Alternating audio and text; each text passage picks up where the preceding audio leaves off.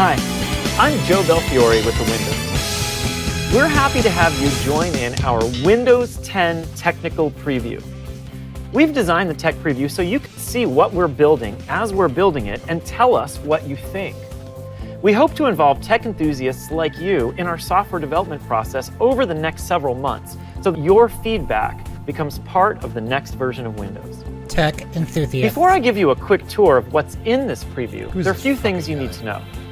The tech preview is meant for PC experts who are comfortable downloading unfinished software. I think If this sounds like you, great. The first step, which you might have already done, is to download and install the tech preview. That's little Mike. We recommend you install it on a secondary PC, as it's still not finished and there will certainly be some rough edges. But we'll be updating it regularly. As a Windows insider, you'll get two benefits. You'll get more frequent updates I don't with have login earlier credentials, but so I less have to tell 'em shut polished up. software. And you'll have access to the Windows Feedback app from which you can send us comments directly. Windows Feedback Register app. to become an insider at the URL on your screen. Keep in mind, the preview is still a work in progress. The design and feature set you see today only scratches the surface of what we have planned. We'll do a lot of polish and additional feature work until we're done. But one thing's for sure, by signing up, you'll be the first to take all of the new features out for a test drive. Yeah. So, let's get started. All right, let's see what this The guy's first got. thing you'll notice is the familiar Windows Start menu is back. And we've tried hard to balance having That a thing super looks familiar ugly as user fuck. experience with delivering terrific new I improvements. still see tiles. In particular, I don't want to see including fucking a space tiles. you can personalize with What the live fuck was that? He tiles hit the all apps for your button. favorite apps, people, and websites.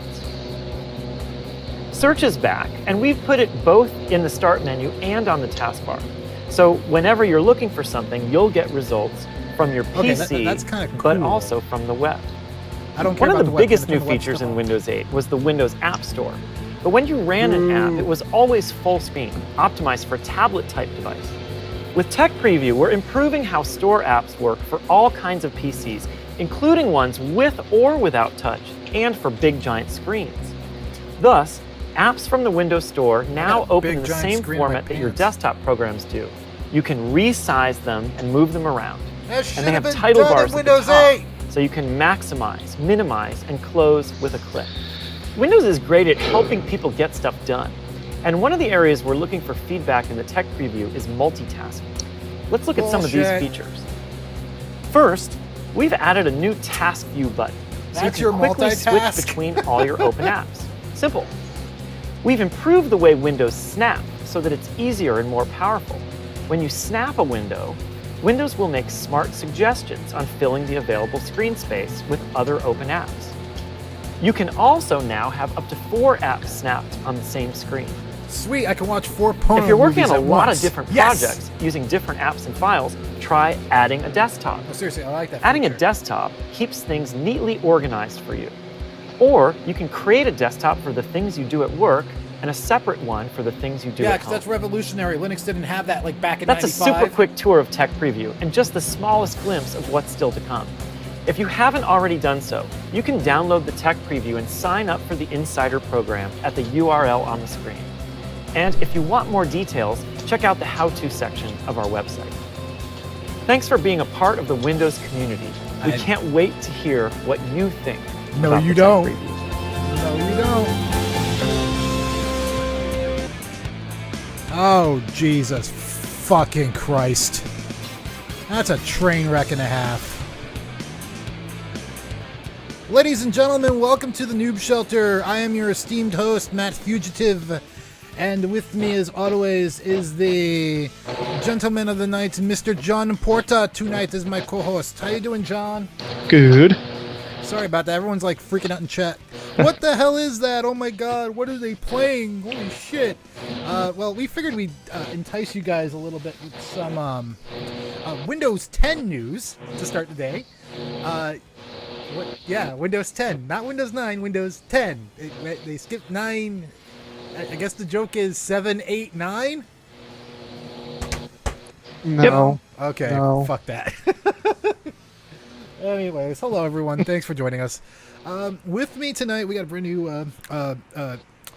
guest on the show. Never been here before. We've talked to him before, and we've been trying to get him on the show. We finally got him.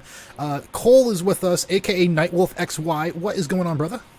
Oh, not much. Just enjoying a nice night. I've been really excited to do this. I've been pushed back pretty much a month now, so finally get to get this done and out of the way. I didn't mean to push you back a month. It's just that we haven't had a real official show for like a month, because the last show we did was a live special, and it was more of like a, hey, this is where we're going with our show in the near future. So it's just no offense. And we've had That's a schedule conflict. Yeah, thanks for joining us tonight at Tuesday at 9 p.m. instead of our traditional Friday at 9 p.m.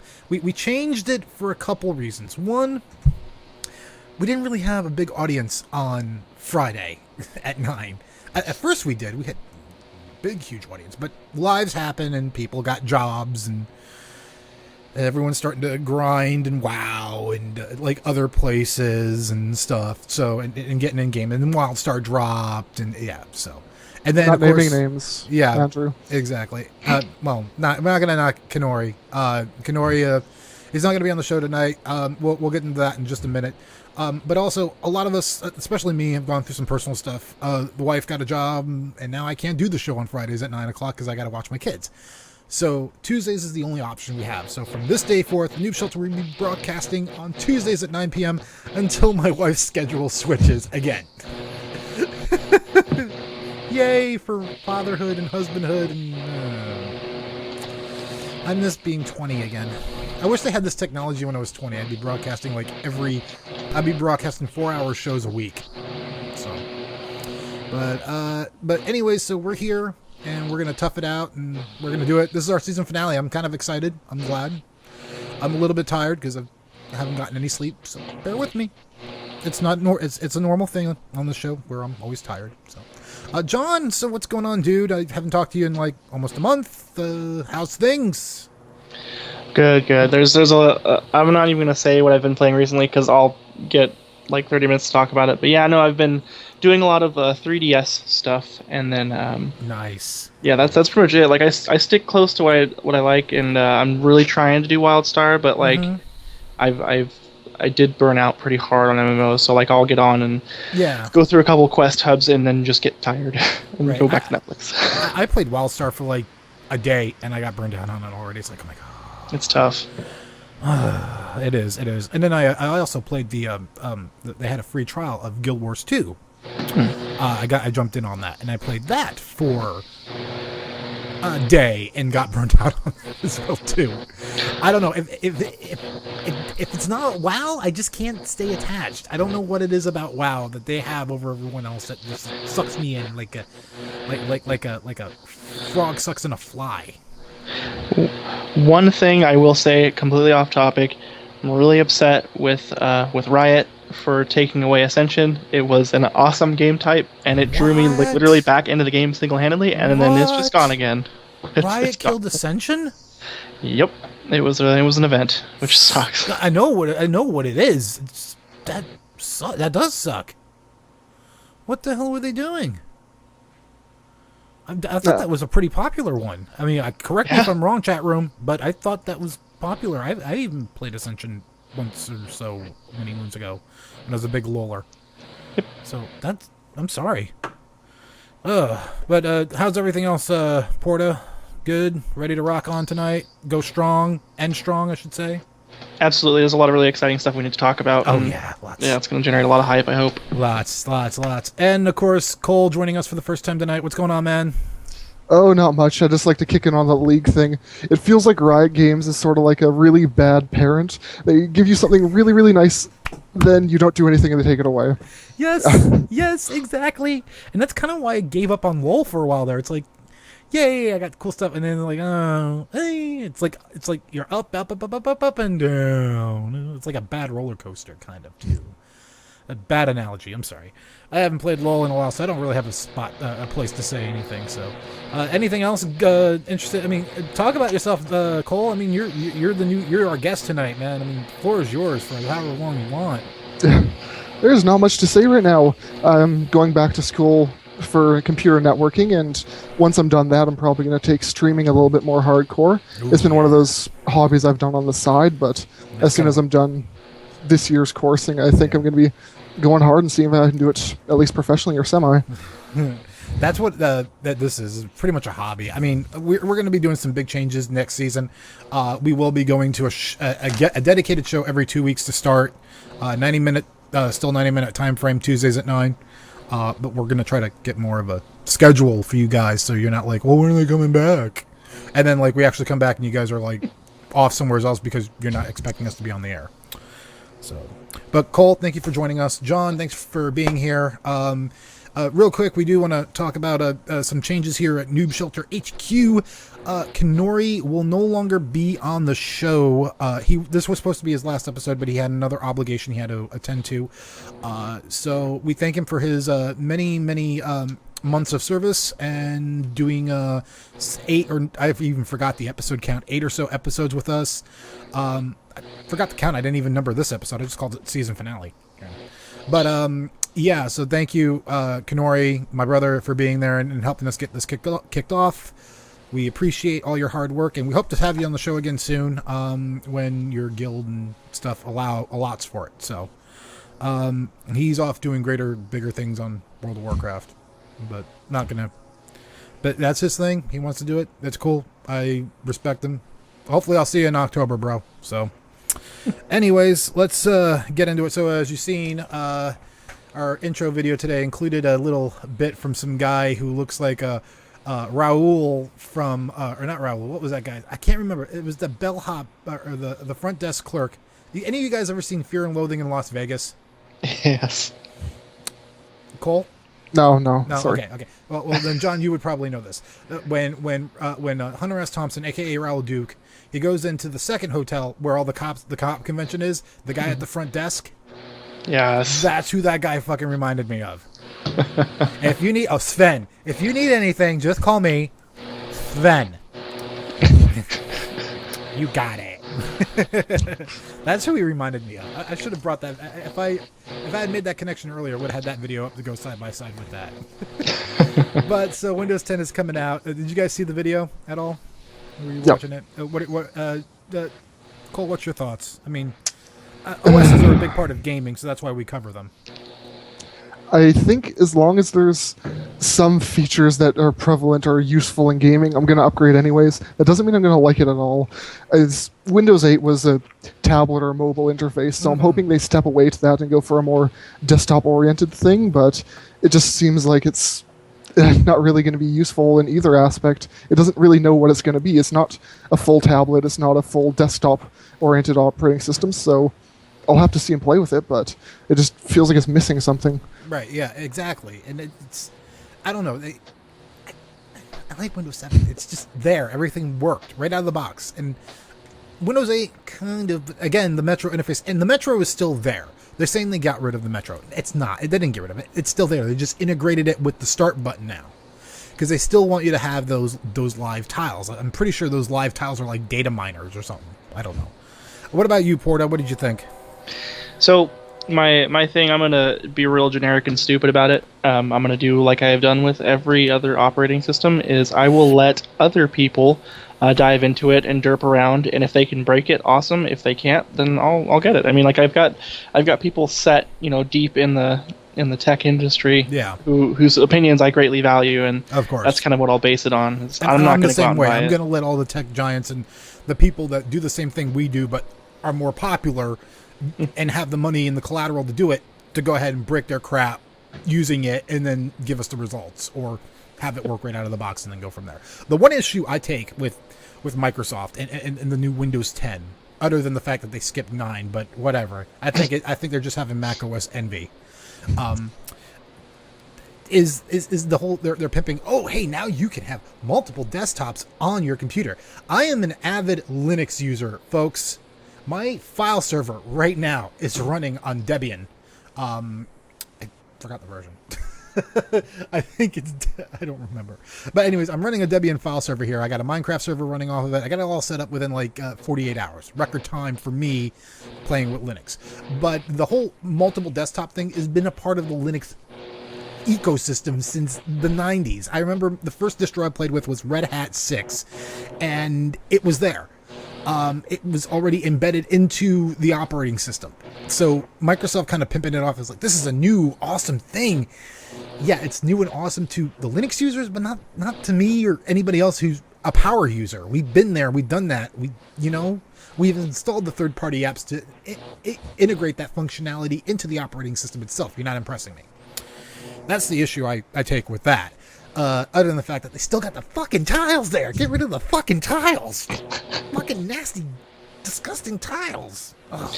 I'm gonna be the black sheep here, the devil's advocate, and say my first smartphone was an HTC Windows 7 phone. Kind of that flagship tile stuff. Fine. You know, the one thing I can say about that, and then I'm gonna say this, and I hope anybody who works for Microsoft's listening because they know that people talk shit on their phones, is that when I actually switched, like when my phone wouldn't hold a charge, wouldn't turn on, I went in, I picked up an Android.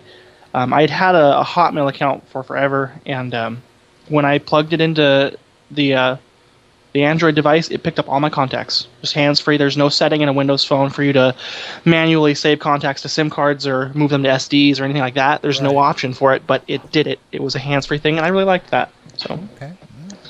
Yeah, I know that was a big thing with Android. It's still a big thing with Android users, is the fact that you can't move your data just to the SIM or to the SD card. It's all stored locally on the phone itself, and I would love to have that ability to do it without having to root and install custom firmware on my phone to do that. Same thing with the iPhone too, I believe, doesn't allow that. Somebody did make a comment, and the Rython was saying, new, just like have the iPhone having NFC. Yeah, I guess the new iPhone 6s have NFC built in. Oh, here's the kicker though. NFC does not work, only works for Apple Pay. Oh God. Only works for Apple Pay. It does not work for like Google Wallet or like anything else, or like even beaming. Like, I don't know if you guys use the Android phones where you touch them together, you tap them, and you can beam images together. That's actually kind of cool. If you're doing just like one or two images, but if you try to be like me and my wife before I went to New York in April and try to do like 50 or 60 images, that doesn't work so well. Yeah, we even let them sit there by themselves for like an hour. And I still only got like 4 pictures out of the beam. But anyway, so yeah, it's not, I don't know. But yeah, you're right. I mean, with Windows Phone having it just stored in the SD card, they're doing that right. I just wish it'll never happen, but I wish all three companies, Google, Apple, and Microsoft, can get together and take over the planet and build this one sweet gigantor utopia where NFC works for everything, where you don't have tiled interfaces, and where you can actually store your data on your SD card. Well, I mean, with that, like Android does support a lot of that. I mean, you can throw your contacts and specific applications onto your SD card. It's just that it's like, for Android, they bump into the same problem that a computer user might have, where when you like partition a hard drive and you have something that needs to be patched like constantly, you can bump into problems. I had that problem where I had partitioned my hard drive, thrown WoW on my other partition, and I couldn't patch it. You know, it was really? just like, yeah, like it was just stupid. Like it didn't like it. Whatever. I never had that problem with WoW, believe it or not. Yeah, so I mean, it was just a weird thing. But no, you can do apps, contacts, photos, anything to your SD card from an Android at the touch of a finger. I mean, it's very easy. But I don't know if you can do that with a Windows phone. So that's still limited, but oh well. Yeah, but anyways, Windows 10, they 789, so let's, move on with that. Bad joke, I know. I don't know. Who knows? Maybe Windows 9 is going to be Windows 10.1. It'll be the actual good version. Yeah. Like I said, we said this on a couple episodes ago, and I think we said it on the live special we did last time. A teacher once said, never install a new operating system until the first service pack comes out. Yep. Because that's when you want to install the operating system, because everything's fixed. And that's what I did with Windows XP. I didn't install it until SP2 came out. I was still rocking 98 back then, man. Yeah, 98. No, actually, no. I was rocking Windows 2000 at the time. One of my now ex-girlfriends gave me a copy of Windows 2000. I rocked that for a long while. And then went to XP, and then I skipped Vista and went right to 7. I didn't even wait for a service pack for 7. I just went for 7, and it worked out of the box, so hey. So, moving on, as some of you may or may not know, we did report this. Mojang, a couple episodes ago, Mojang was bought out by Microsoft for I think it was like $2.5 billion, was the accurate? Yeah. So, of course, hot on the heels of the Microsoft acquisition, the now MS-owned Mojang announced that it will be reducing the cost of one of its lesser-known games. If you guys don't know, Mojang makes more than just Minecraft. They make a game called Cobalt and another game called Scrolls. Well, if you want to finally jump into Scrolls, which I've seen videos of and it looks really good, it looks really pretty, it's now available for $5. So on the Scrolls website, a rep from Mojang did state our current price of $21 isn't feasible for tablets. They're doing this all for the tablet market. This is where they're trying to go to. As some of you probably already know, games are cheap on those things. Free to play would be an option, but we're not keen on the way that that form of monetization can affect gameplay. In addition, they did say anyone who actually paid $20+ price tag for the game will receive a $20 shard package. Now, shards are kind of like in-game currency, for those familiar with in-game currency. Mojang also stated that Scrolls will be cross-play on all platforms, meaning PC, Mac users, and tablet players, and vice versa, will be able to play together. Character data will also be cross-platform as well, so if you set up an account on a PC, you can use it on your iPad or your Android tablet, if they decide to go to Android tablets, and your Mac as well. And just to remind everyone, in case we already talked about it, but Microsoft did buy Mojang for $2.5 billion. And of course, after the acquisitions, Notch, the creator of Minecraft, did say he was leaving the company. Do we care? I mean, I never played Scrolls before. I don't know. I mean, have any of you guys played it? I mean, I've seen pictures. I've seen video. No. It's just not a game I'm interested in. If I want something like that or similar, I'll play Hearthstone or any other game like that genre, Hearthstone right? Kind of, I look at it as kind of like Scrolls was there, but Hearthstone just kind of snuck in and stole the thunder, because it's like Hearthstone versus everyone else right now, you know. And Scrolls is just there, like, I'm here. Hey guys, hello. Yeah, I'm that Scrolls guy. You know, I'm cool, right? No. Shut up. Shut your mouth. Okay. It's Hearthstone. Yep. Hearthstone. Okay. And or if you're sadistic like me and willing to take the or a glutton for punishment, the Duel of the Planeswalker series. I don't know why I invest so much money in that. It's horrible. But I am a Magic fan, so, and I can't play Magic the Gathering with anyone, so that's the closest I can get to it. Anyways, another episode of Matt Fugitive's therapy sessions. Anyways, moving on. So, we just got this in not too long ago. I think it was actually a couple hours before the show started.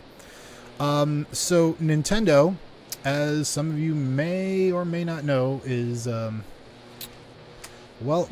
planning on getting into the it looks like they're planning on getting into the third-party market with their Pokemon franchise, which is kind of scary because this is how it all starts. We'll get into that in a minute. But first, allow me to show you a trailer from what I'm actually referring to. Let me go into browser mode here. You gentlemen know, you guys know what it's all about here. Oh. Hang on. Sorry, my bad. It didn't work. There we go. Apologies for the technical difficulty. That is why we are the Noob Shelter. Yeah. That is cool.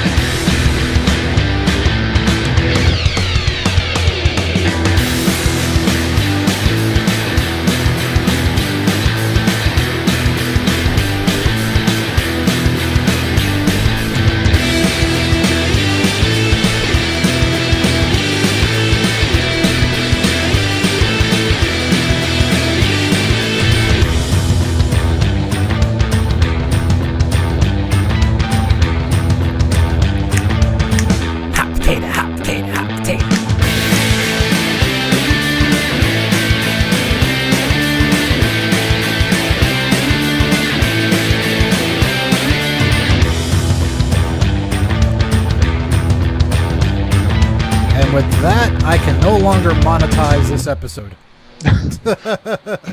because I played something with Nintendo on it. I'm Evo. Anyway, so that's the Pokemon online trading card game coming out now. It's out now. So if you have an iPad, you can download it. Yeah.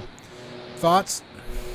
Is this already on the 3DS, or are they just completely saying screw their own systems at this point? It's iPad. That's it. I mean, it's iPad right now, from what I can see. That's all I saw in the demo, so I don't know.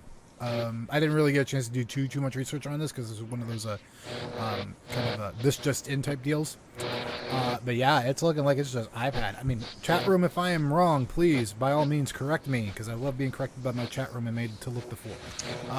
But yeah, so not direct competition with any of the other TCG online games out there yet. But I think my concern is this a sign of things to come for Nintendo? I don't know. I mean, like I'm thinking who from Apple blew someone from Nintendo to have that happen, because it doesn't seem normal. Yeah. It seems stupid, but that's just me. Why would you put something that popular on not on your own console, but and on one that people can't afford? Yeah. Well, there was and we did. I don't know if we reported this. No, we didn't report this on any episode of the Noob Shelter because it's old news. But we did have a news link up on the Noob Shelter not too long ago, where they were talking about Nintendo was secretly messing around with tablet devices, Android devices, iOS devices. Some insider brought it in. We didn't really think of much. We thought maybe Nintendo might be building their own phone or might be doing more 3DS research or research on how screen feedback works.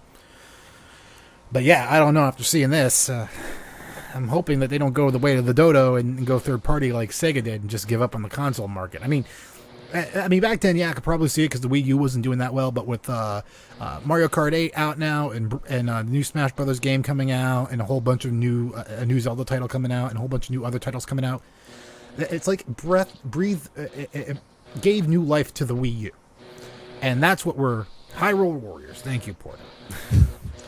Damn straight. That's the Xenoblade clone, right?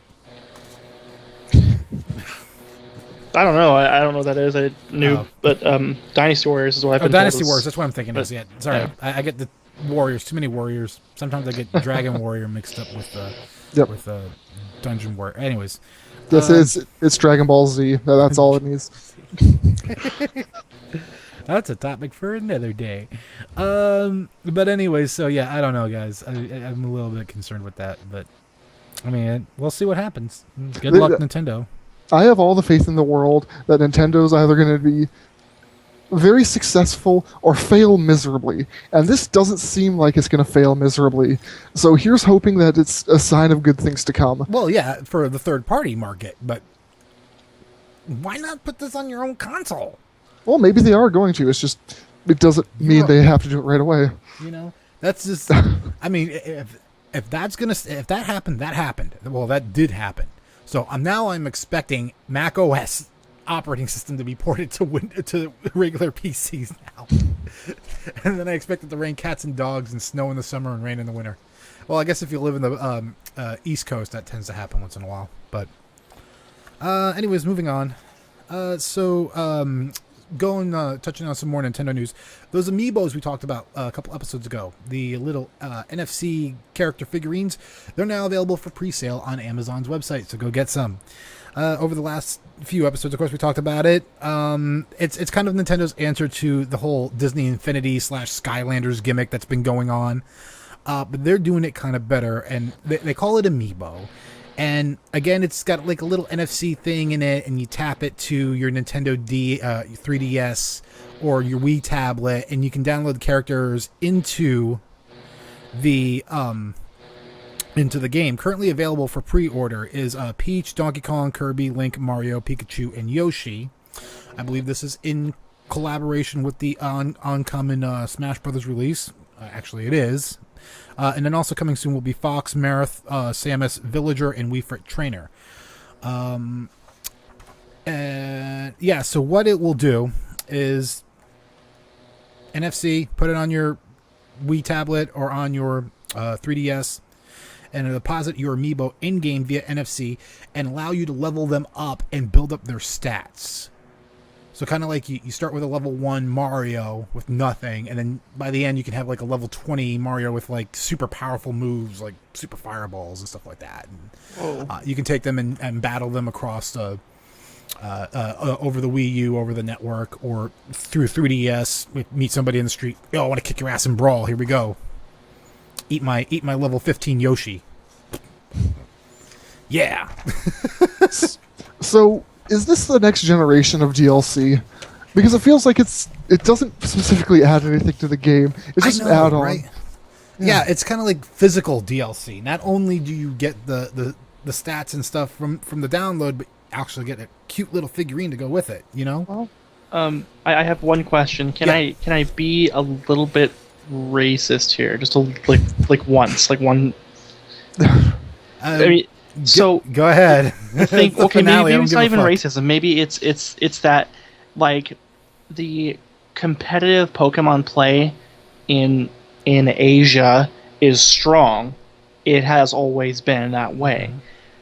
The thing about this, from what I understand, if they implement this, the people who do that will unquestionably spend the money to have whatever minute advantage they have on a static character. If they can do this and have that much of an edge over other people are just gonna just buy them unquestionably. And I think in the Asian markets, that's my thought, because this is all going online, like the Smash Bros thing. I think it's going to be a huge market now that the broadband is good enough to get good Smash matches over the internet, where before that's not been really a thing because it's laggy. Right.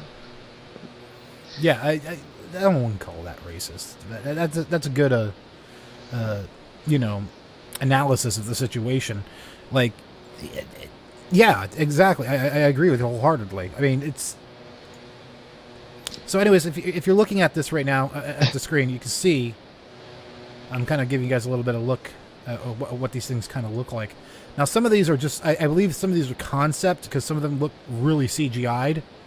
But let's go back to Donkey Kong real quickly here. He actually looks legit. You can see the seams in his arms and legs and the shadowing of the tie. Whereas with the Mario figurine, that just kind of looks, well, the fireball looks kind of like plastic. Yeah, there was one, though. Who was it? It was somebody that looked really off. Oh, God. Marith. Let's look at Marith. That looks more CGI than...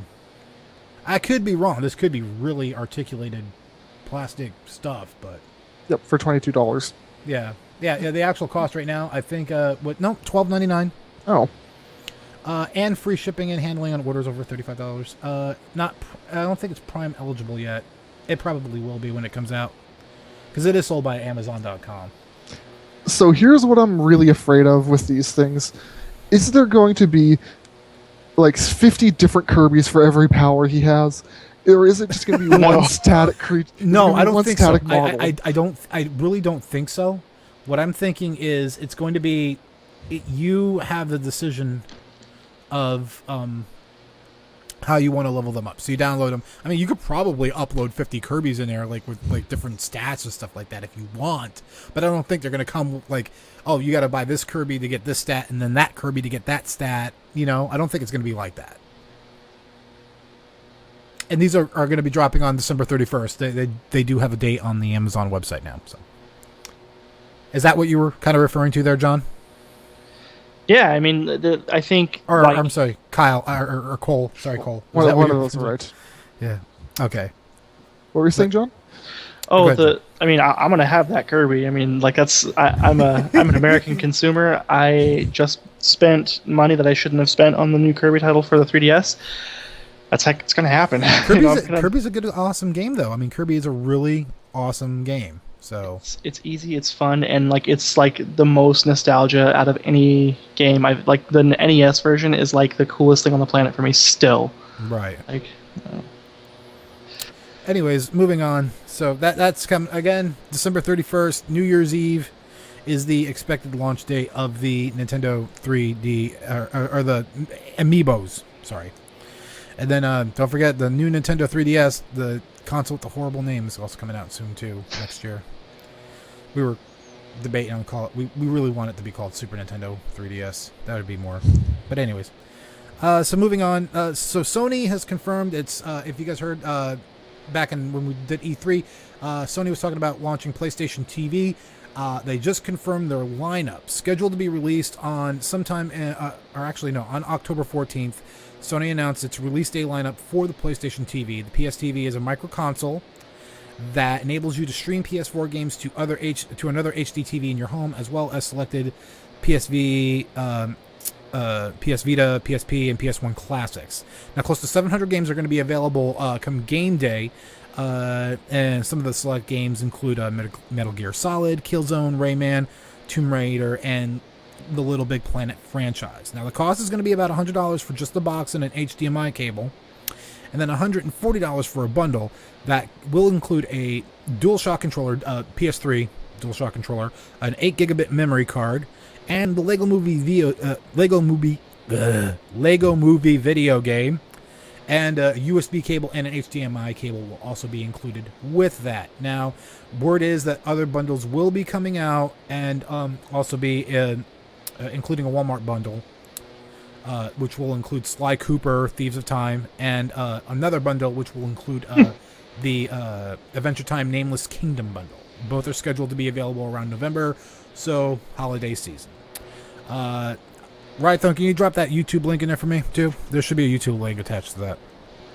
So, thoughts?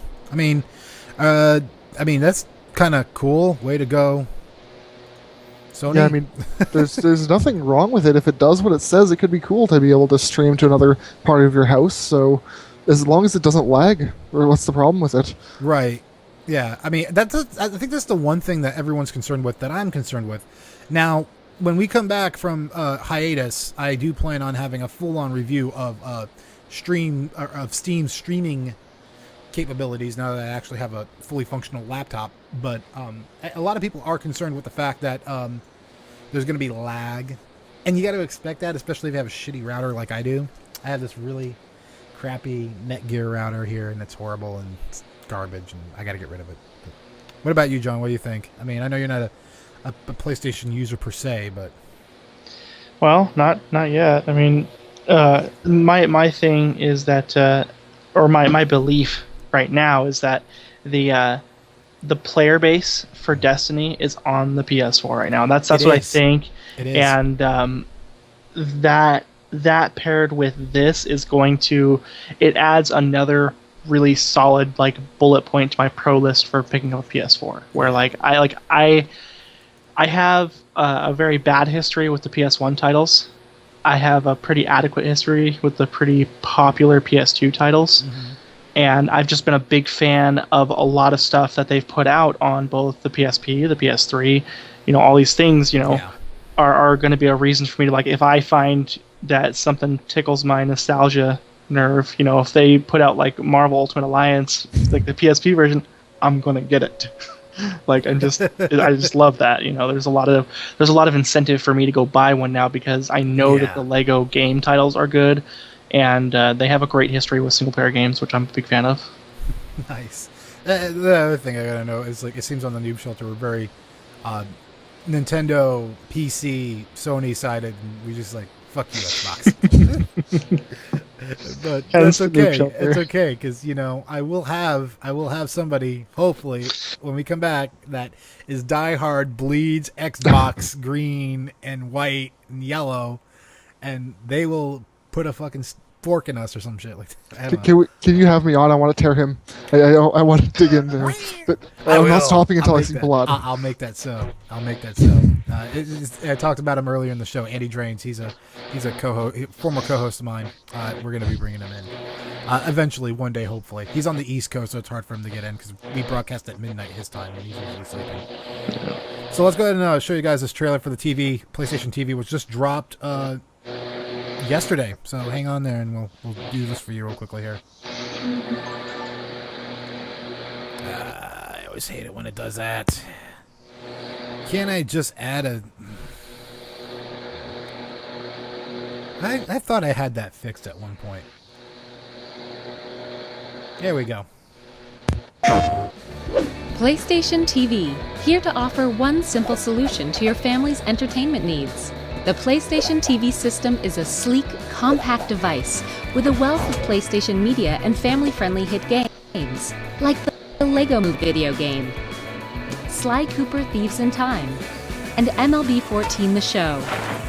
The vast library of games from PlayStation Vita and classics from PS1 and PSP systems means there's something for everyone. For families that already have a PlayStation 4 at home, now they can stream remote play-enabled games from their PS4 system to the PlayStation TV. When it's time to turn off the games and settle in for the night, there's an option for that too. Movies, TV shows, and entertainment apps are available to download from PlayStation Store. PlayStation TV is simple to set up, and the bundle comes with all you need to join the exciting world of PlayStation. One amazing console. One simple way to bring the family together. Oh. PlayStation TV. Simply amazing. I don't know, man. It looks to be an overpowered Roku. PlayStation. Like a super high-powered Roku box. So is this a subscription-based model, or how's this work?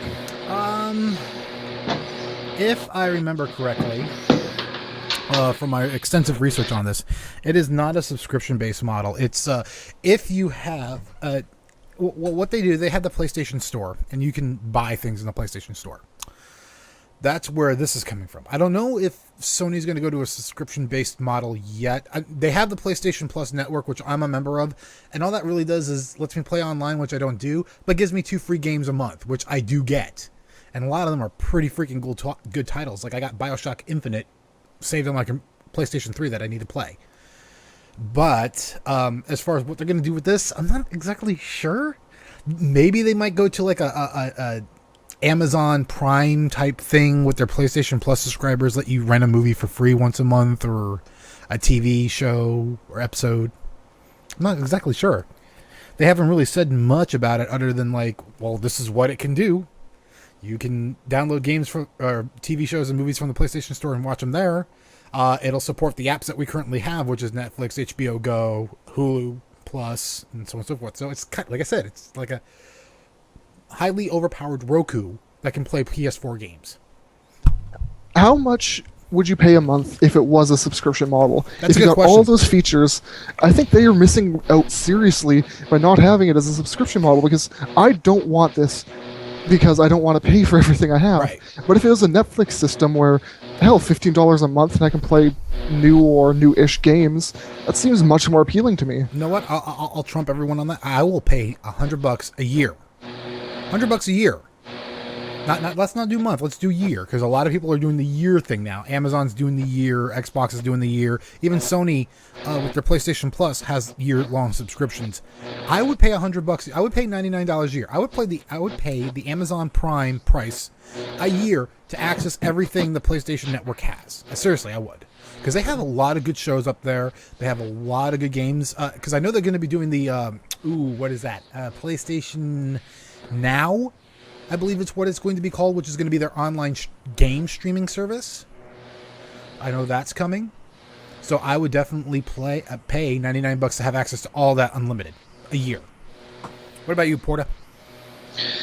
Yeah, I mean, with this is just another one of those things. I mean, I don't really know / care how they implement it. It's going to be one of those things where if it looks good, it smells good, I'm in. I mean, like if they've already talked me into buying their $400 console. Yeah, they same here. They kind of did that. Well, Nintendo got me first. I got to get a Wii U first. Once I get the Wii U, then I got to get the 3DS. Once I get the 3DS, then I can get the PlayStation 4. But you know what would trump all that?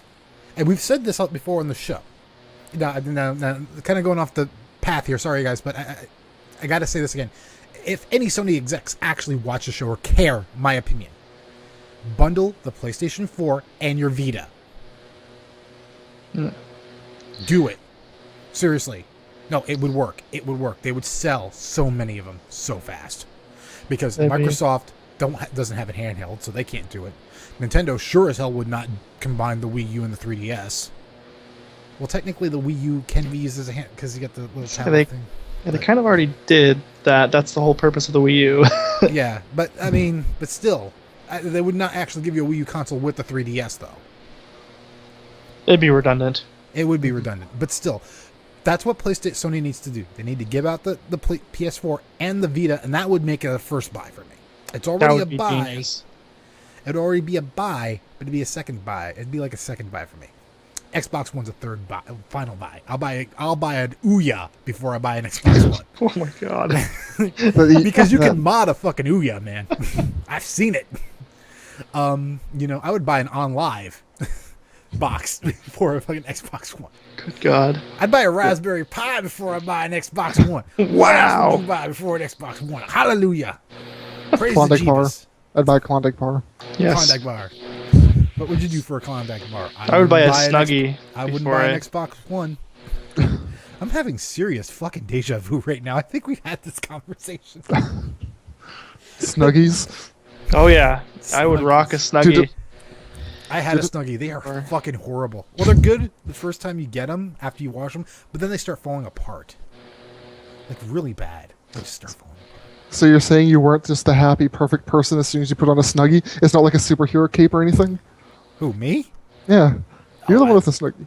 Oh, yeah, I was a superhero and a happy, cuddly person. I was both. Why can't you be both? That's the beauty of a Snuggie. You can be whatever you want to be when you're in a Snuggie. Except for this show does not promote Snuggies in any way, shape, or form, and if you buy one, you're a complete, total fucking idiot. I bought this way before the show. Anyways, moving on. So yeah, that's a look in the PlayStation TV. I'm excited. Everyone else is excited. We're all excited because we're all Sony fans here, and fuck Microsoft up their grotesque ass. Oh, going back real quickly to the Windows 10 thing. I don't know if you guys do a Google search. I don't know if I can find one real quick, but there was a screen capture where they were talking about Windows 10 all across all their platforms, and it looked like they had it on a TV, meaning Windows 10 could possibly be coming to the Xbox One. Not the actual. It'd be like a build off of their operating system. I'm not going to give you a Windows 10. It's not going to be a desktop environment, but it would be built off the backbone that is Windows 10, probably. So, no one cares. Okay, moving on. So PlayStation Home, for those of you who do or do not know it, is finally shutting its doors on March 31st, 2015. Nobody knows what PlayStation Home is. Okay, let us travel back to the days of when MMOs started becoming hype. We had Second Life. We had, I think it was Shadow Realms was the name of the game. We had OnLive Traveler. We had WoW was just starting to come out. Star Wars Online, the first Star Wars Online. Dungeons and Dragons Online. We had all these games. The Sims Online came out. And then towards the end of all that hype and all those MMOs dying horrible, painful deaths, with the exception of World of Warcraft, when the PS3 came out, Sony's thought, hey, let's capitalize on this.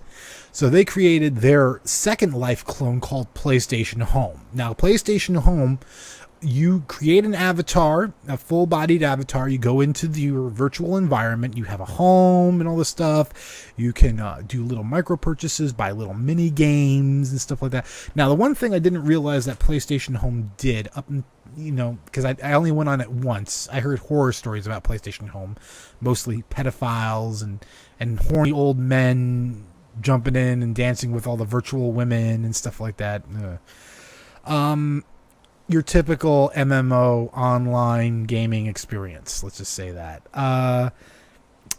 One of the things they did was they gave out free games through PlayStation Home, like actual games that they give you a code and download a game onto your PS3. I missed that. Well, anyways, it's starting to taper off for the online service. So I believe effective November. Let me get the link back up here. Sorry. I'm having a little technical difficulties tonight. PlayStation.eu. So starting on November 12th, they're going to stop publishing new content for the PlayStation Home. Gamers in Europe, however, where it seems to be more popular, they'll be able to still download content until December 3rd. Also, as a token of their tremendous gratitude to the PlayStation Home community, they're going to be releasing a whole bunch of free content up until the 31st of March 2015. So, if you have a PlayStation 3 and you haven't been on PlayStation Home, give it one shot. Just make sure you have an hour to download the updates and stuff like that. But just give it one shot. Let it start downloading, watch an episode of Breaking Bad or The Simpsons Family Guy crossover. And other things. But we'll get into that in a little bit. But yeah, give it a shot. I mean, it's free. And it's entertaining for about 20 minutes. So, and that's without ADHD, just so you know. Yeah, I remember back in the days when it was required to even do anything on the PlayStation, you had to download PlayStation Home. So I downloaded it, played it once. The first thing I did, walk into a movie theater, and there was horse porn playing on it. Then I completely shut off the system. I was done. Nice. Horse porn. I didn't catch that part, but that is that's pretty ingenious. Way to go, PlayStation. Again, guys, your typical online gaming crowd. No. Johnny, you ever seen it or played with it at all? No. I mean, I don't play on it. Like, to be perfectly honest, it's just not something I have devoted any of my attention toward. It's just not something that, me. Well, like I said, I did 20 minutes on it. I was like, this is exciting. And then I disconnected. I'm like, fuck it. I'm going to go play that one game, Pain, again. That came free with my PS3. If you haven't played Pain, if you can still get it somehow, get it. Because it is an awesome game. Pain is fun. You get to shoot yourself out of a catapult and blow things up. It's great. My pleb perspective on that is that I don't have the attention span for it, so there's that. Oh, what, from home? Yeah. Yeah. So, we talked about Riot earlier in the show. Let's bring them back up again. So, this is a good thing, I guess. I've never encountered these type. I don't know where you people are getting these guys from. I've never encountered these type of people in a League of Legends game, and I've played quite a few. Riot is going to start punishing toxic players. This is what they call them, toxic players. Okay. So we did talk about a couple episodes ago about the federal government getting involved with policing online gaming online bullies and online gaming bullies. But Riot has decided to take the issue on themselves in their game League of Legends. Now, back in July, Riot did start testing ways to stop these toxic players from ruining the gaming experience. These tests would either yield a 14-day ban or permaban from League of Legends. They also plan on punishing players who left games or went AFK for long periods of time. Okay, let me stop right there because that would affect me and Jonathan Frey, our chat room mod, Rythone. He would know exactly what I'm talking about because we would play League of Legends, not competitively, just mostly against bots, and then a lot of us would go AFK for like anywhere from like 5 minutes to an hour when we were on the call with a client. I used to work in a call center with him, so graveyard, and that's all we did was play LOL and take calls all night. So. Great job. I miss it. Anyways, so now they're going to be rolling out ranked restrictions, which means if you're an offending player, you're going to be banned from ranked play as well as banned in voice chat. I didn't even know LoL had a voice chat. Me neither. That's how long it's been since I played. Finally, if you're rank restricted at the end of the season, you're going to be ineligible for end of the season rewards. Has it come to this? I mean, I've played LoL. I've never seen these people before. Just like everyone's talking about the trolls in TF2, I obviously play on good servers, I guess, because I've never encountered any trolls in TF2. I mean, one little 12-year-old, but we all banned him off. We all vote kicked him off, but that was it. What I want to see is the Titanfall method. You know how in that game, when you're detected as a hacker, they start putting you in matchmaking with other hackers. Oh, yeah. Now, what I imagine this being is just a bunch of really pissed off 12-year-old kids chat spamming each other. Now, does it make me a bad person that I really want to see this? No. Oh my god, that is brilliant. I would pay Riot a subscription fee to see that shit. I would literally pay them $15 a month subscription to play their game just to see that happen. Hell, I would go on a tirade just to have that happen to me, just to see what happens. You know? What about you, Porta? Well, I mean, that's a good plan, but I mean, from what they're talking about, you know, as far as like what the reality of the situation is here with Riot is that, I mean, they knew walking into it that the MOBA game type pretty much just allowed that to grow to fruition. Like there just it really promoted a lot of really negative chat harassment, and obviously voice harassment now. But they're the cornerstone of the market now, and promoting that gameplay is awesome. It's just hard to do. So with this, I mean, it's cool because what they're referring to are people who are legitimately really good at the game.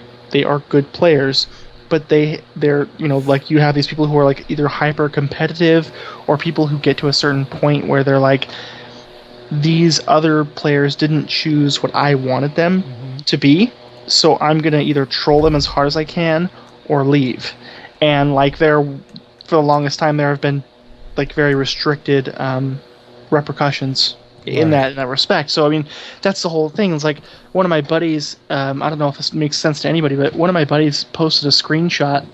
He just recently got to gold in ranked, and as a single player or a duo player, that's nearly impossible based on what that person had to deal with. People who like oh, I didn't get my ideal circumstance, I'm gonna fuck off and just ruin everyone else's stats. Right.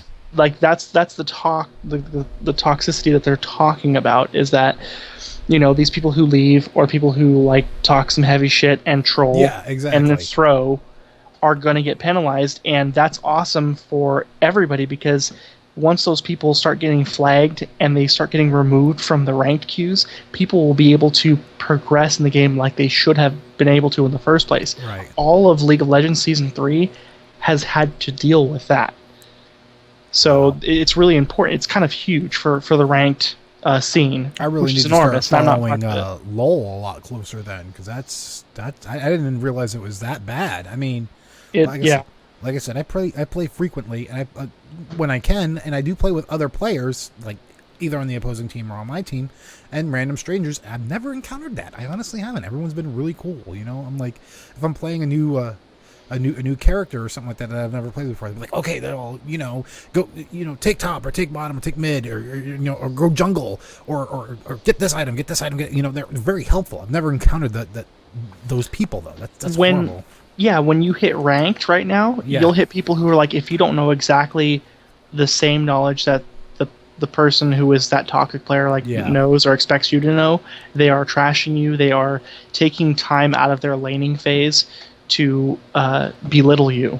Wow. And that's what they're talking about. These toxic players are people who just like expect you to know everything and to do what they want. Otherwise, they literally throw like hard. So that's it's exciting to see because getting these people out of the higher ranks, even the skilled players who are just who have cat pest personality, they're not going to be able to get what they want. So they're going to have to stop that. Like they're going to have to stop. That reminds me of something though. Back then, people that act like that and that try to lead and charge and whatnot reminds me of a little something that we talked about a show or so ago here. What the fuck? Whelps, left side, even side, many whelps. Now handle it. Fuck! Again, for our guests here, you got to be on the chat room to hear that. Sorry. Imagine like 3 of those people in your game, though. That's the reality. Like that's the toxic that they're talking about getting rid of. That is horrible. Yeah, it's bad. I would love to play with somebody like that though, so I can give it right back to them. Be like, lane right either, you son of a bitch. What are you doing sitting there, motherfucker? I would break out the old grumpy gamer voice. Back in my day, we didn't have any top, bottom, mid. You just went in a straight fucking line and hit fucking blocks and got mushrooms and shit, man. I don't know. Some part of me thinks that this really isn't harsh enough. I'm speaking as somebody who has 3 different level 30 accounts, and if I get banned on something, I'll just switch over to another account. So what's stopping people from just doing that? It's a free-to-play game, right? Well, isn't LOL account based? Well, you can have like what is it? You can have I guess if you go and create multiple Riot accounts, but if your account that you spent money on, I don't know if people buy Riot points or anything like that, but if you spend money on it and then it gets banned, You gonna go buy another? You really got the time and resources to go set up another account and start from the beginning and work your way back up? If it's a really good troll, it might be worth it. Yeah. I agree with you though. Yeah, that's the other thing. I mean, I could see it being done on World of Warcraft. Well, no, not even on WoW, because then your account would get banned. Like, your actual Battle.net account would get banned, and then you'd have to build a new account. And okay, the only place I could see that possibly happening is actually in Team Fortress 2 or any of the Steam games which are currently free to play.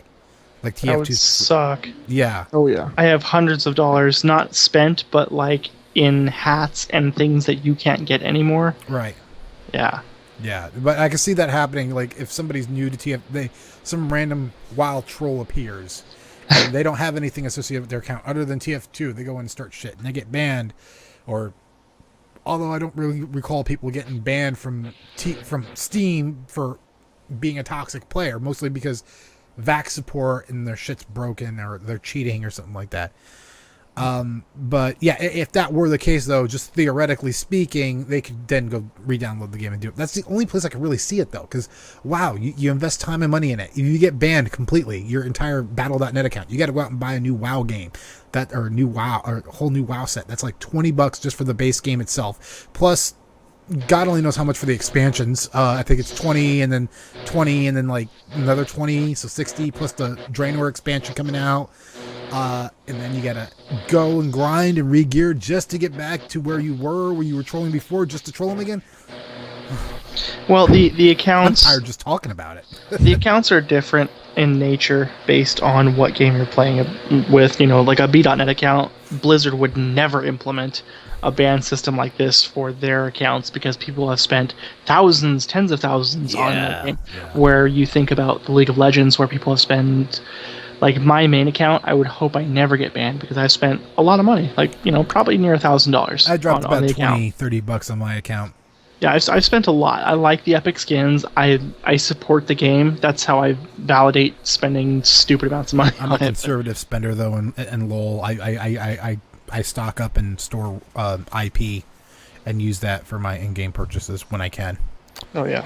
Yeah, I got like a shit ton of IP. I just don't know what champions I want to buy yet.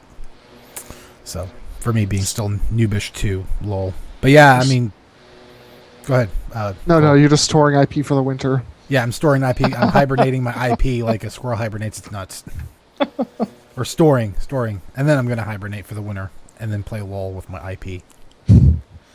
IP, we all pee for IP. But yeah, so let's go ahead and take a breather here. I'm going to go ahead and pass it off to Porta, who is going to be doing a new thing. Starting next season, we're going to start doing our own individual bits and pieces. I decided to let him go ahead and do it tonight because I want to hear this. So now with the pleb perspective, here is Monsieur John Porta. Take it away, John. Yes, this is the pleb perspective with John Porta, i.e. Porta Party. I'm going to discuss Super Smash Bros. Because it just got dropped here in recent weeks as a demo version. It's outstanding. There are three things I'm going to be talking about. The first will be the new champs. The second will be maybe not super new items, but like some of the more exciting things that are happening. And then the third will be the recent update with the game. So the first, getting to that, there's a lot of hype about this game. Just a huge plethora of champions, or characters rather. Shulk is one of them. I don't know too much about him. I don't know what game he comes from because I'm a noob. Robin, I would assume that's the Fire Emblem. People are excited about that. Shulk, Xenoblade. Oh, perfect. Awesome. So yeah, real excitement there. For me, I'm a huge fan of like the old school Pac-Man. It's going to be a playable character. Kenori, I will strong-arm him back into this show eventually. He's got a lot of excitement towards Palutena. Really? Yes. Yeah, which is from the Kid Icarus games. Yeah. Haven't played any of those. It looks great. Yes, I played the original Kid Icarus game. Yeah. I've never beaten it. I've gotten I think past the first fucking tower. Nice. I have it on the Virtual Console on my way. But yeah, I have played it. I am in love with Kid Icarus. completely. The NES. I haven't played any of the new games yet though, but I hear really good things about them. What about you, Nightwolf? Like, have you done any of those? Oh god, I'm excited for this game. We all are. Yeah, the deal is with my current class setup, it's basically 16 plus nerd gamer guys. So whenever we're at lunch, we all bring out the DSs and we play Smash Brothers demo. It's fantastic. I love the game. I love how fast it is to connect and get into a game. It controls really well, even for a handheld system. I have high hopes for the real game. Yeah, there's so much stuff coming out. I mean, like I'm the biggest, dumbest, gayest fanboy for Bowser and Kirby. Like I'm too stoked for that. But so going down the list here, a newcomer, Mii Fighters. So you can get your Mii profile in with whatever champ or skill set you like. Which I will say was my favorite thing in the Mario Kart Wii, that I could drive as my own character. That was pretty cool, and I'm glad they implemented that in this game. Absolutely. Yeah, Nightwolf, do you have any like awesome, because I know my buddy had like this really awesome Michael Jackson Mii setup, like so fucking hilarious. I don't know, I just always make people with like really big eyes. Like, can you imagine any stereotype? I would have characters that are like that. Nice. So we've got a lot of excitement going on this list here, like a huge amount of excitement. Greninja. Oh god, is, yes. Is huge. What do you got, Nightwolf? I'm so huge. I want that to be very good, because I usually main either somebody with a sword or a Pokemon, and Greninja, he was my main, and well, he was the person I took X and Y through, so nice. Hell, I'm excited. Awesome. Is he really a good Pokemon? Because I've seen him, and I'm like, who the fuck is this guy? That looks like his tongue wrapped around his neck. Yep. Okay, I'm just yeah. Well, yeah, don't tell him no, Nightwolf. What is it? What are his types? I mean, like, because it's really He's really Prothean. Cool. Basically, he can be any type. He gets insta stab with his ability. So if he can learn, or if he can use a special type of ability, he can become that type. So he's like a everything type. He's a ninja, yes, for sure. Wow. I think he's water dark by default, but he has an ability Prothean, which if he uses an ice move, he becomes ice. Oh, his type becomes ice. That's he's insane. He's slick. Mm-hmm. Yeah, and the X and Y titles, again, like, I'm gonna reference that and try not to be racist, but like, you know, the Pokemon game, like the X and Y has developed into something really sophisticated that, you know, the Greninja is kind of I don't know if he's a power player, but he's certainly a flexible, like, Pokemon at least. I am excited about a couple champs here that I'm gonna reference in a second. The first one, Little Mac. Oh my god. I'm so happy for him. I'm excited for Little Mac. Oh man! When I saw his assist trophy in Brawl, I'm like, he needs to be in this game. Why isn't he in this game? And now he's in the game, and I'm excited for it. I think he's going to be my character, honestly. But his character model is awesome. I will be so happy with whatever his moves look like. Mm-hmm. You guys who have played the demo will know that with Mega Man, they stayed really true to his animations and how he like moves and how he casts his abilities. Like, his double jump is perfect. His death animation is exactly what you'd expect. You know, it's awesome. Yep. He has a death animation? Everyone does, yeah. Oh, what? He gets knocked off the stage, or he drops? Yeah, no, that's how you get. Yeah, you get. Oh, okay. Okay. Yeah. I'm like, well, I know if you jump on spikes, like, if you jump on spikes, it doesn't really do anything. It just takes health away or adds to your percentage damage. But it's the actual death animation where he just sends out the orbs in every direction. It's that, nice. And it's perfect. It's just everything. His animations, like, even his combat style, it's chunky, like you'd see it on the NES. Right. You know, it's perfect. So, Rosalina and Luma are on there. I'm really excited about that. I played a little bit of the Super Mario Galaxy, and that's really cool. I'm really excited about that. A lot of people are, because it's kind of like a dual champ thing, from what I understand. Or the Luma kind of acts as like different aspects, you know, as far as like offensive and defense, which is it's pretty legit. I'm gonna go ahead and say Villager is fucking ridiculous. Yep. I mean, he's got some really jukey stuff. He's a lightweight champ. He's got some really weird. He's got a really interesting skill set where some of his smash abilities continue past the point where they should, where like his like left or right and A abilities, like it's a smash. He drops a bowling ball. You don't see it in the demo, but on maps where the slope of the map is inclined in either direction, when he drops that bowling ball, it rolls all the way down until it hits something. So like he's really jukey. He's got a really strong over B ability, which causes him to jump on his little cactus and float right back into the map. Nice. And yeah, he's got a lot of great abilities. And then, of course, Mega Man. Anything you'd expect from that, he's got it. Wii Fit Trainer, I don't know anything about that. I'm not excited about it. If she's got great abilities, awesome. If not, fuck it. Like I have no interest in that because I'm fat and I don't care. I'm glad to see Bowser came back, and that's about it. So branching over to items, we have a lot of items here. We have the Smash Ball's coming back. Whatever, you have your ultimates. Right. We have the Fire Bar from NES. That's the fire stick, basically. It's a sword, but it looks like the waving fire bar from the NES. Which NES Fire Bar? I must have missed that one. No, it's like you imagine the block where there were like the 4 fireballs and they like wave back and forth. That's what it is from Super Mario Brothers. Yeah. Oh, this. Oh, okay. Oh, all right. I know what you're talking about now. Okay, yeah, it's wielded as a sword, and it is good. We have the Steel Driver, which I don't know what that's from. It's like a submarine missile bullshit. We have the Fairy Bottle, which is awesome. This will it'll heal you if you are above 100% of damage taken. If you pick it up and you don't have that, it does nothing for you. You can throw it at people; it doesn't do anything. But yeah, it's like it's a lifesaver. Essentially, it's cool. Awesome. We have the Super Leaf, so you get your little raccoon tail ears. Nice. Which is just. Can you fly with that? Like Super Mario Brothers 3 fly?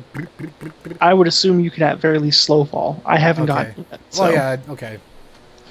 We have the Beehive, so you grab this Beehive, you throw it at somebody. If you can hit somebody with it, the bees attack them and they take damage. Oh, that sounds like that's from Donkey Kong 3. Yeah, that's what it looks like. So if you throw it on the ground and you don't hit anybody with it, they attack you. So be careful. Obviously, Home Run Bat, we know what that does. Yep. Bullet Bill is awesome. I've used it a couple times. It's great.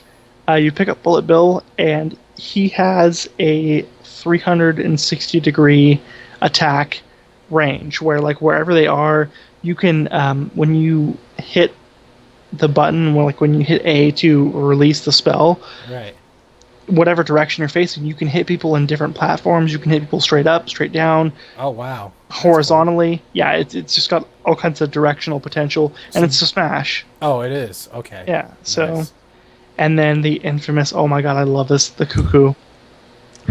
Cuckoo. You get this chicken from the Zelda universe. Oh god, no! It gets pissed off, and it brings its buddies, and you get smashed off the map. If you guys have never played the Zelda series, at least it started in Zelda 3 or Zelda Link to the Past for the SNES.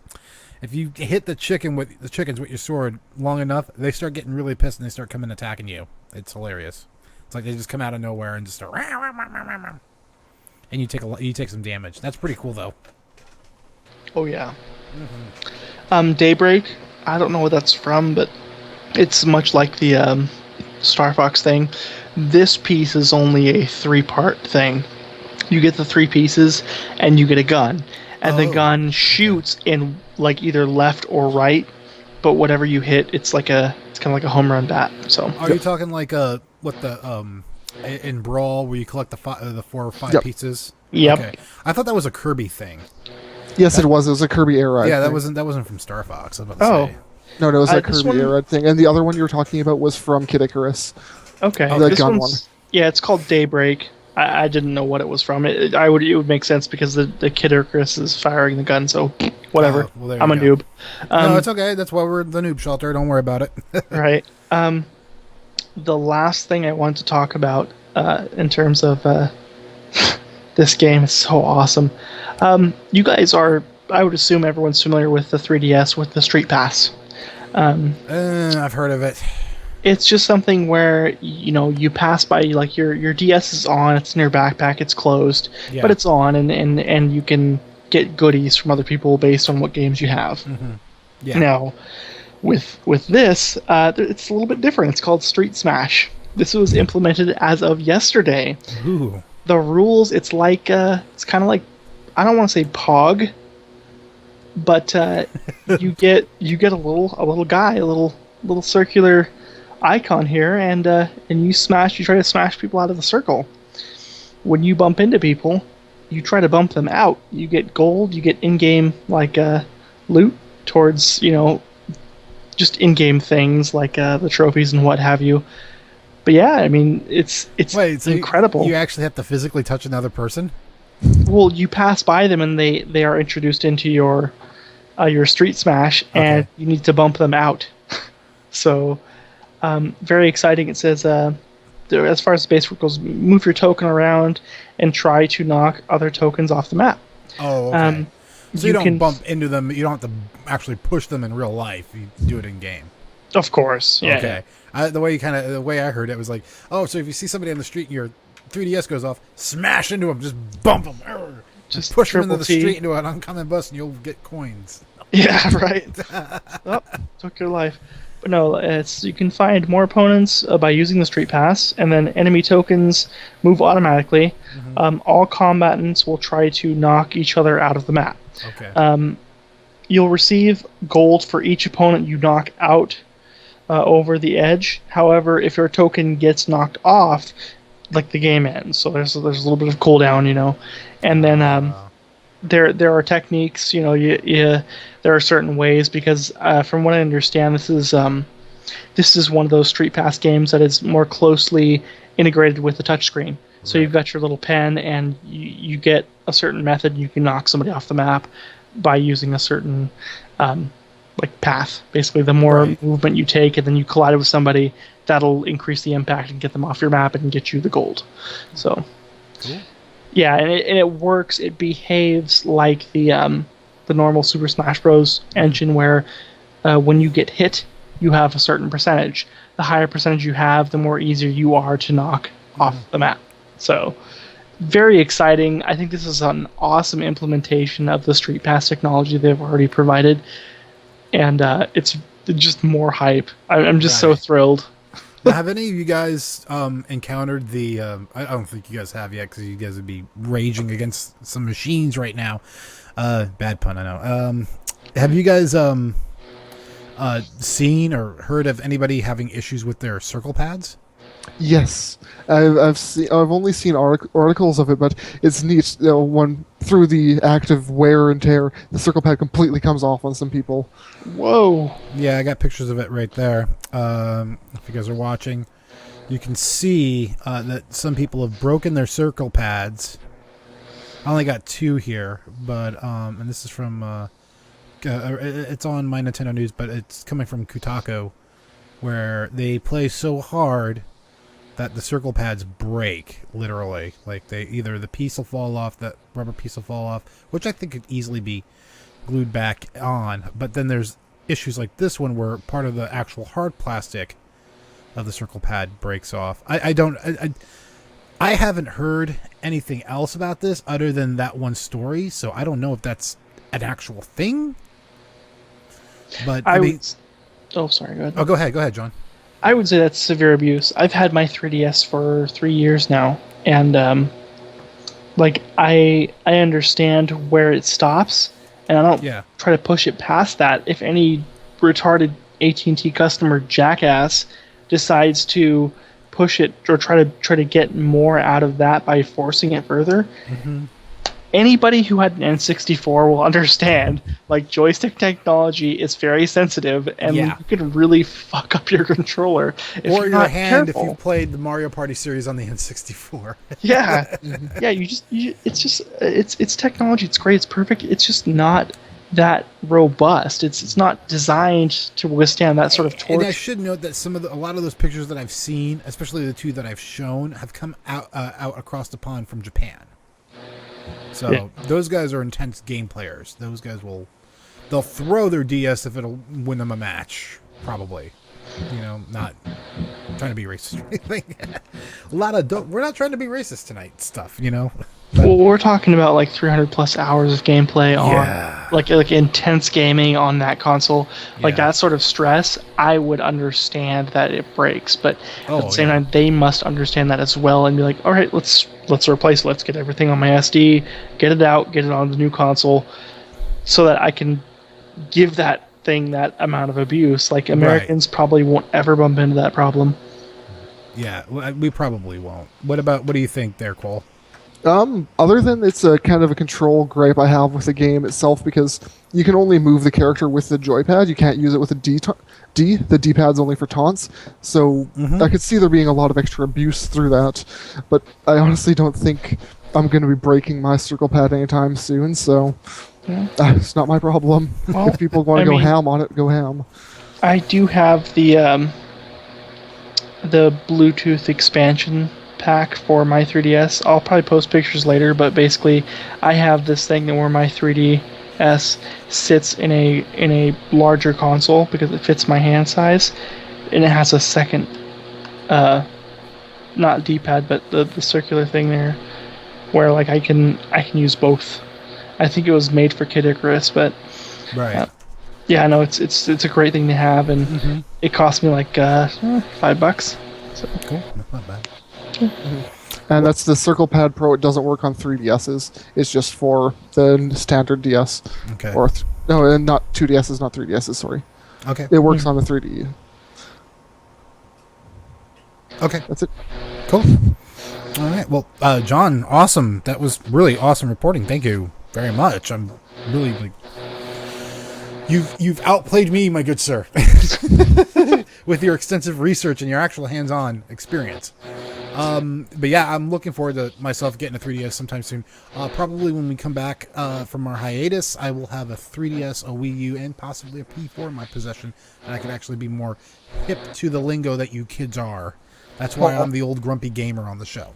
So, because I've still got my NES and SNES hooked up in the living room right now. So anyways, moving on, getting back to some Blizzard, we talked about them a little bit. Titan, their 7-year project that they've kind of been blurbing about, is dead, officially, as of the 23rd. So over the last 7 years, we've all heard whispers of, and the like of Blizzard working on this new MMO codenamed Titan. Obviously going to be a space-ish MMO. On September 23rd, reports did come in that Blizzard, after Titan being in development hell for 7 years, finally axed the project. The Blizzard COO Mike Morhaime did reiterate that the company never officially announced it, so don't get pissed off at us that we canceled it. He was quoted as saying, "We had created World of Warcraft and we felt really confident that we knew how to make MMOs. So we set out to make the most ambitious thing that you could possibly imagine, and it didn't come together. We didn't find the fun. We didn't find the passion. We talked about how we put it through a reevaluation period, and actually what we reevaluated is whether that the game if it's the game we really wanted to be making. The answer was no." I did not. Let's see here. I did have a link up on there. Thank you, Rythone, my hero, my man. So let's see. I have a link here. Rython just posted it from Kotaku. What Titan actually was supposed to be.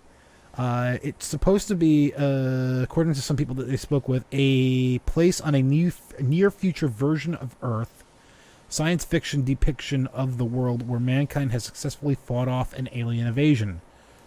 Destiny, anyone? Well, not Destiny, technically. No, they're fighting off in it. Yeah, anyways.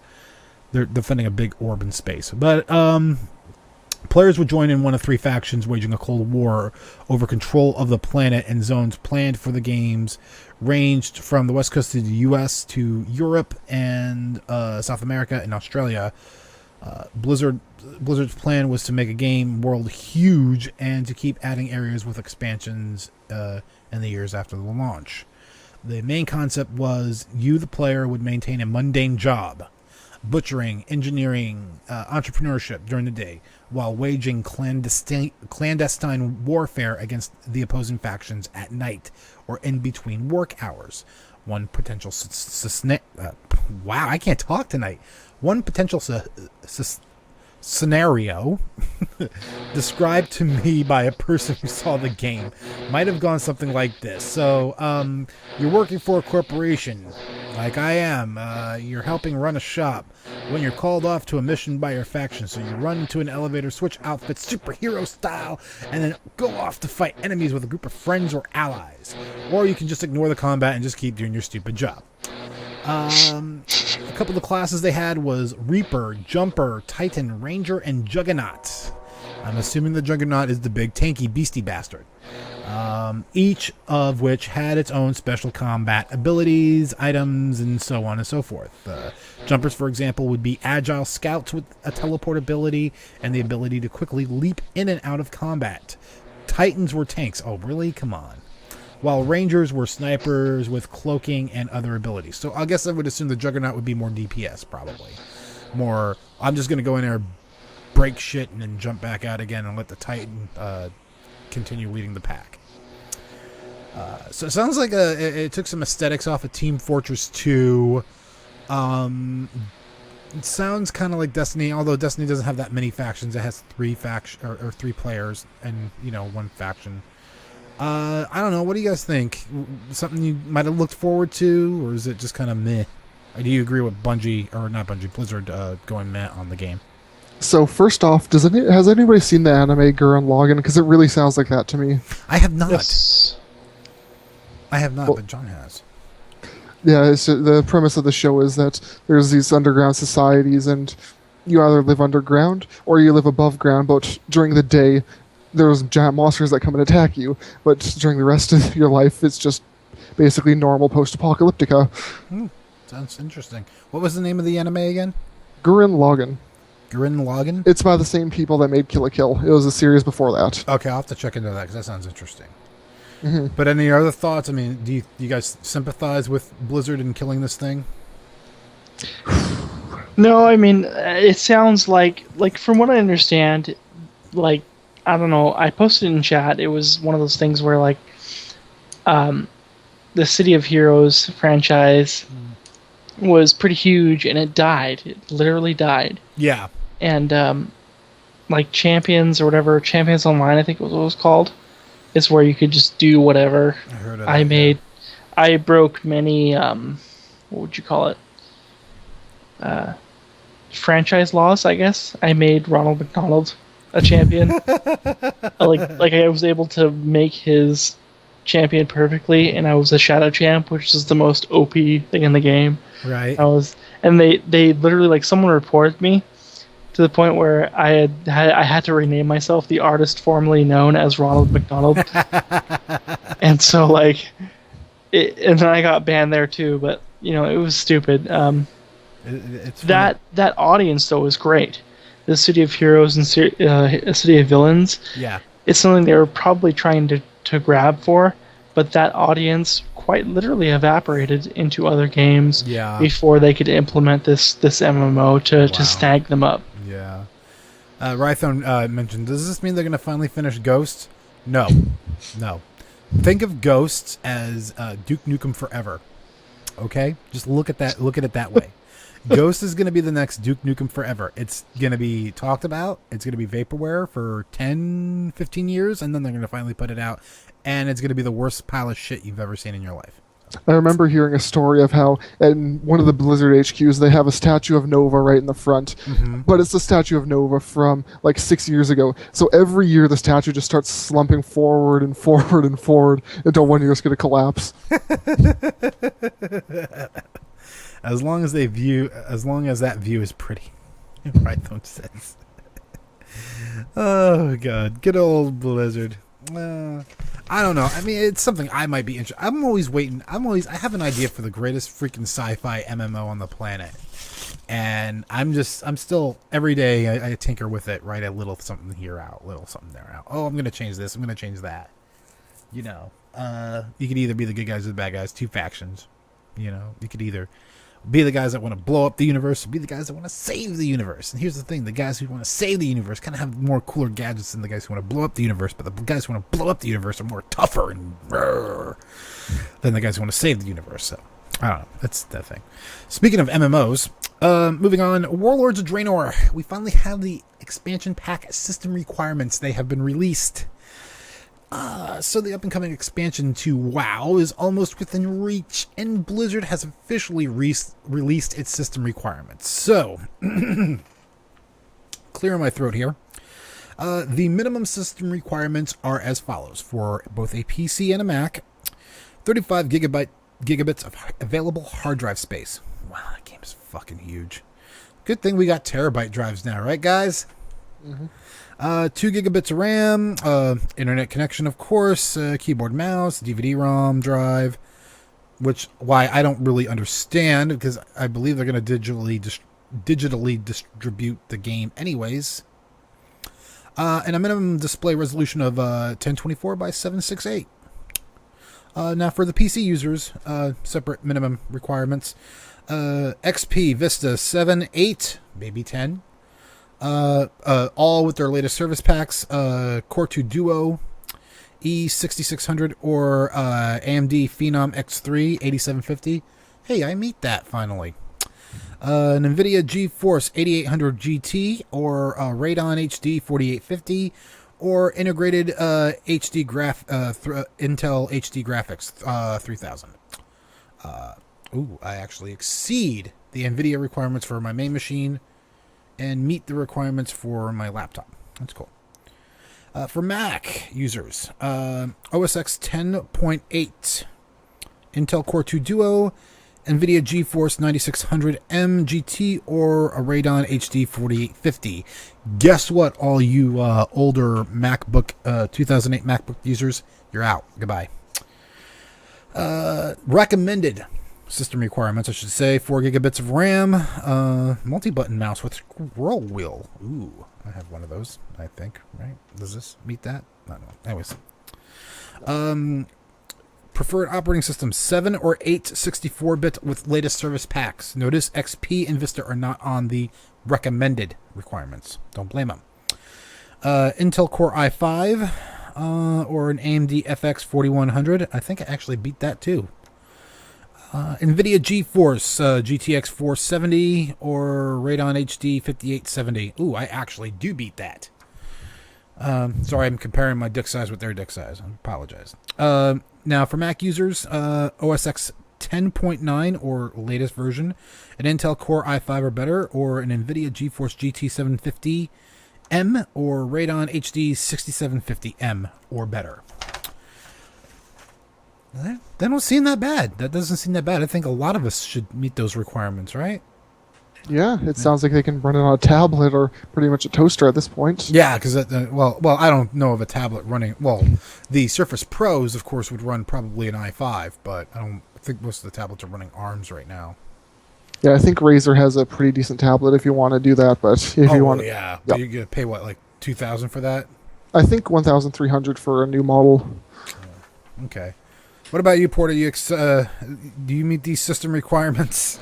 Oh, of course. I have a custom built, As full do I. case. No, they've gotten pretty smart about, like, knowing the fact that they have an immense player base and an immense following where they need to really open up their options. And I don't have a problem with playing it at dumber specs because I just don't have the money to put forth towards, a Crisis Engine 60 frames per second box. Like I don't have that money. But the funniest thing that I remember happening to me with WoW was I remember I had crappy gear, played it on low quality, on the lowest quality settings I could for World of Warcraft. Ran fine. Then one day, a friend of mine, he bought a motherboard because his motherboard died. But the motherboard that died was under warranty still, so he was able to get a replacement. So he had this extra motherboard lying around. He's like, "Here, you can have it, Matt." I'm like, "Okay, thanks." Because I've been going through building PCs and I've been having a bad time. Mostly my fault because some of my parts would come off of eBay. I was young and dumb and didn't know any better. Moving forward, I've got that computer, that motherboard still here. It's sitting in this tower right here. It's an AMD board. Got a processor for it, all the hard drive and stuff like that. When I finally installed and booted up WoW, I could see, this is before Cataclysm, folks, so the stone statues in Stormwind, I never realized had gold inlay, like within the statues, like outline lines and whatnot going through it. So it freaked me out. I'm like, oh my god, I can see gold in the statues. It's so beautiful. This whole world is like, oh my god, it's like, just what have I missed all my life? It quickly wore out its appeal after a day, but still, it's just funny story. You know, but I'm the kind of guy, I've seen it in beautiful. I can just bare bones. I plan on running it on my laptop so I can play it at work. And my laptop's got an integrated Intel HD 3000 chip, or graphics, I should say, not a chip. So yeah. So moving on, getting close to the end here. Let's just do a quick news update. So for you Wii U owners, the new update brings a little bit of goodies for you. So the new version of the Wii U interface is 5.2.0, and it was released yesterday. Changes to the Wii U menu. Folders can now be created in the Wii U menu to hold and organize software icons. A download management icon has been added to the Wii U menu as well. Changes to the Quick Start menu. Quick Start menu now will display when the Wii U is powered on from the Wii U Gamepad TV remote. Options have been added to power settings that allow users to hide certain software from the Quick Start menu. And then changes to the home menu. The design and layout of the home menu has been updated. Changes to the Nintendo eShop. Disabled usage of characters not used when redeeming Nintendo eShop cards, I, O, Z, etc. I really wish I knew what that meant. Improvements to system stability and usability. Further improvements to overall blah, blah, blah, blah, blah. So that's your recent updates. I figured I'd talk about it because everyone's kind of like dry humping the folder creation now, and that sounds kind of like a cool thing. I wish they had something like that with the Wii itself, other than like the multiple channels and storing multiple channels on SD card. I have a modded Wii, so it gets kind of annoying when I have all these virtual console games that I've downloaded and installed to my console, and now they're all taking up like every freaking slot in my SD card and my channels page, my main page. So that's it. One more thing. I want to talk about that Simpsons Family Guy crossover real quick because it's been irking me. It's they could have done so much more. So have you guys seen it? Any of you guys? I've seen a few clips from it. I haven't seen the whole thing. Okay. Porter, you haven't seen it yet, right? Right. Okay, I'll try not to... Are you guys planning on seeing it, or do you not even care? Just spoil away. Okay. Yeah, spoil away. So, the premise of the show... Spoiler alert, if you don't want to hear it, disconnect now. The premise of the episode... That train wreck of an episode, yeah. It wasn't bad, but they could have done more. So, it's a Family Guy episode, first and foremost. Just keep that in mind. You stupid cat! Anyways, my cat's making noise in the background. So, it's a Family Guy episode. It's 1 hour long. So, it starts out in Quahog. Peter's become a a single frame comic book strip artist for the newspaper. Apparently because he helped get a picture of Spider-Man to the Daily Bugle, which also spawned a subreddit because he mentioned he had a subreddit for superhero thong shots or something like that. Reddit had orgasms that night. Lots of Redditors had orgasms that night. And now that is an official subreddit with superhero thong shots. So anyways, he doesn't accidentally, on purpose, he makes a comic about a woman getting thrown onto the counter of a store where the guy who throws the women says, "My vacuum cleaner broke." Creates controversy all through Quahog.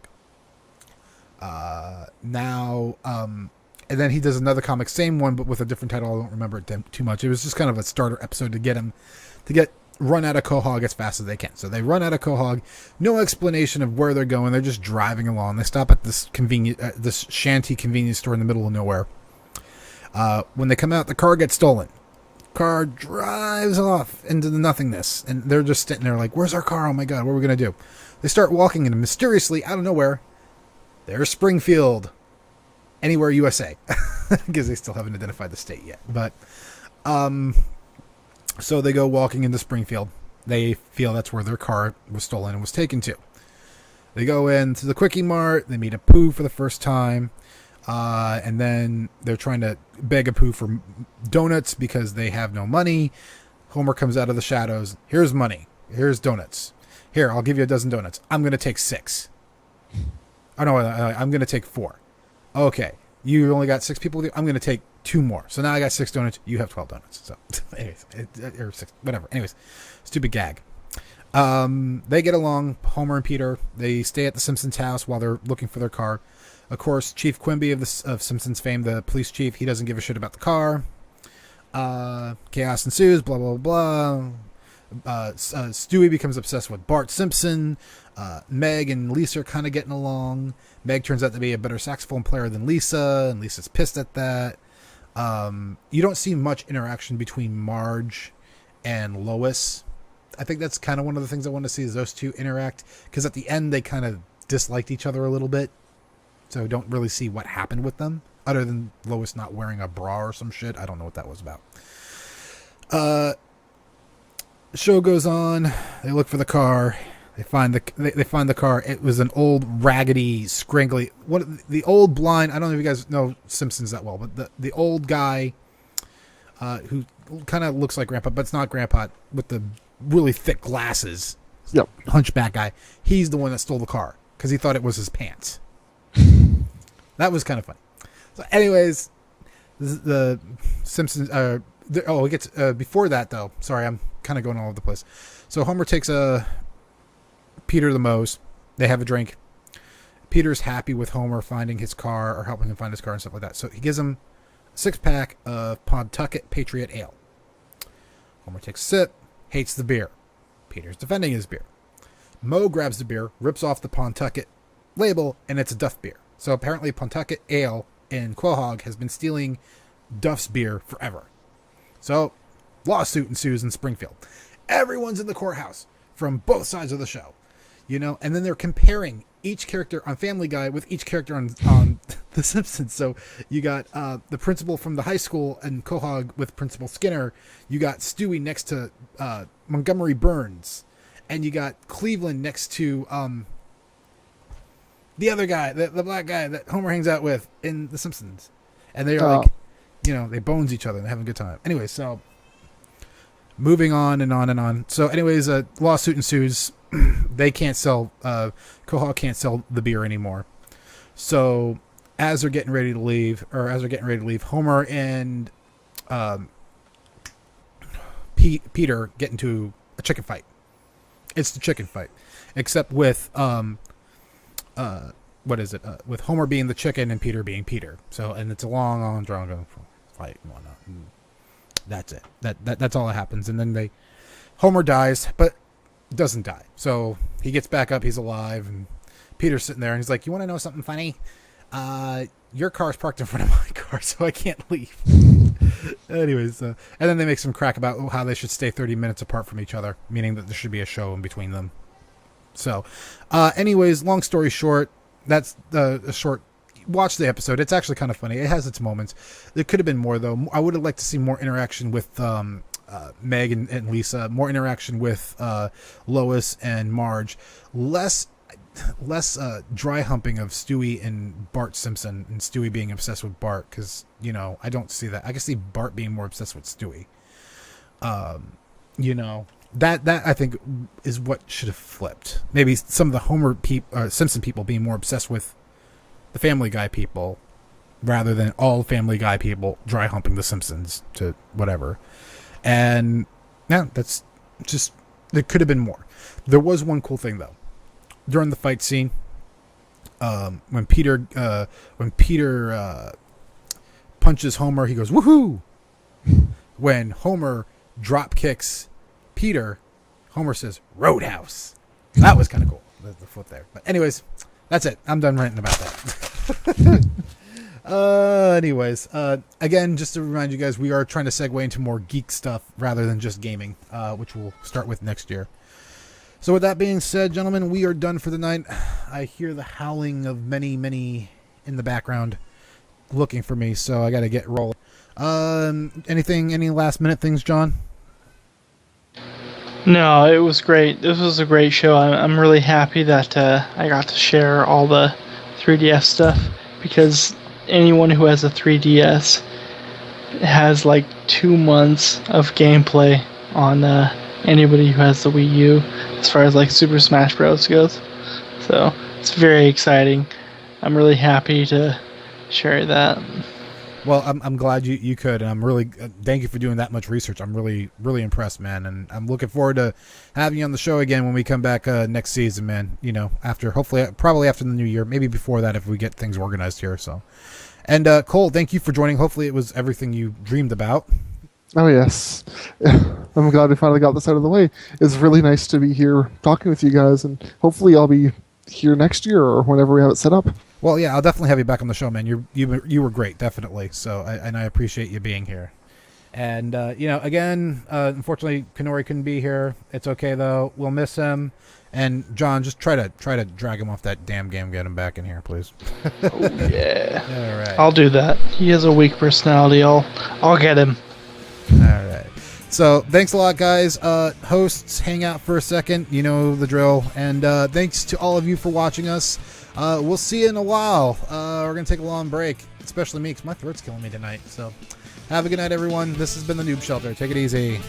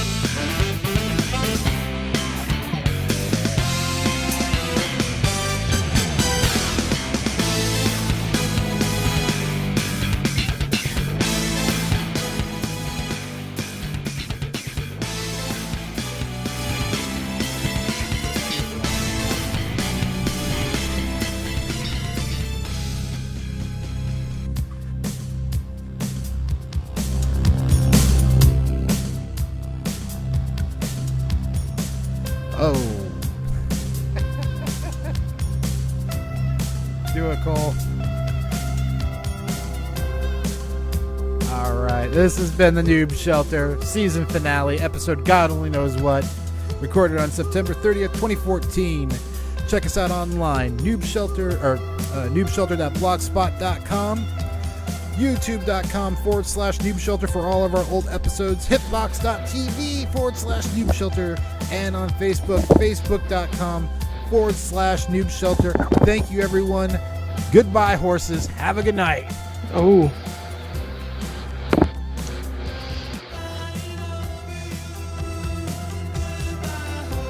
Would you fuck me?